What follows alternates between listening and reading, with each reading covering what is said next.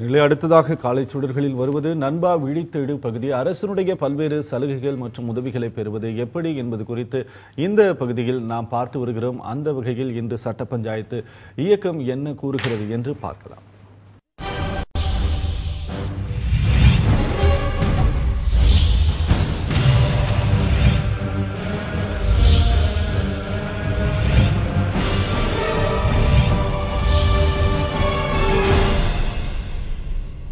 சத்தியம் தொலைக்காட்சி நேயர்களுக்கு காலை வணக்கம்.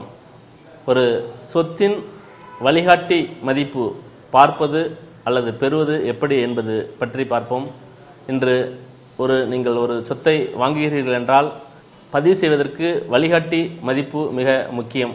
அந்த வழிகாட்டி மதிப்பு இன்று நீங்கள் ஆன்லைன் மூலமாகவே தெரிந்து கொள்ளும் வசதியை தமிழக அரசு கொண்டு வந்துள்ளது. அதற்கான இணையதளம் www.tnreginet.net என்ற இணையதளத்தில் நீங்கள் போய் அறிந்து கொள்ளலாம். அந்த இணையதளத்தில் நீங்கள் சென்றால் அந்த மண்டலத்தின் பெயர் மற்றும் பதிவு மாவட்டத்தின் பெயர், சார்பதிவாளர் அலுவலகத்தின் பெயர், வில்லேஜின் பெயர், தெருவின் பெயர் மற்றும் புலையன் கேட்கும். நீங்கள் விவரங்கள் கொடுத்தால் அந்த சொத்தின் வழிகாட்டு மதிப்பை காட்டிவிடும்.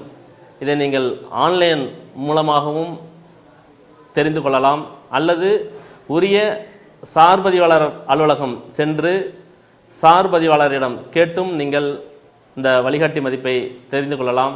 இந்த வழிகாட்டி மதிப்பு எதற்கு முக்கியம் என்றால், நீங்கள் ஒரு இடத்தை வாங்குகிறீர்கள் என்றால் ஒரு சதுரடியின் விலை எவ்வளவு என்று இருக்கும். உதாரணத்திற்கு ஒரு சதுரடியின் விலை 100 ரூபாய் என்றால் நீங்கள் 1000 சதுரடி வாங்குகிறீர்கள், அதன் மதிப்பு 1 லட்சம் ரூபாய் வரும். அந்த 1 லட்சம் ரூபாய்க்கு 7% நீங்கள் பதிவு கட்டணம், அதாவது நீங்கள் பத்திர கட்டணம் நீங்கள் செலுத்த வேண்டும். 7 ரூபாய் என்றால் 7000 ரூபாய்க்கு நீங்கள் பத்திரமும், 1% நீங்கள் பதிவு கட்டணம், அதாவது 1000 ரூபாய் பதிவு கட்டணம் நீங்கள் செலுத்த வேண்டி வரும். அதனால் இந்த கைட்லைன் வேல்யூபடி தான் நீங்கள் உங்கள் நிலத்தையோ வீட்டையோ பதிவு செய்ய முடியும். அதனால் நீங்கள் இந்த வழிகாட்டி மதிப்பை தெரிந்து சரியான விலையில் நீங்கள் உங்கள் இடத்தை பதிவு செய்யுங்கள். இந்த வழிகாட்டி மதிப்பை தெரிந்து கொள்வதற்கோ அல்லது வேறு ஏதேனும் சந்தேகம் இருந்தாலோ நீங்கள் சட்ட பஞ்சாயத்து இயக்கத்தை தொடர்பு கொள்ளுங்கள். உங்களுக்கு உதவ சட்ட பஞ்சாயத்து இயக்கம் தயாராக உள்ளது. வேறொரு தகவலுடன் நாளை சந்திப்போம். நன்றி, வணக்கம்.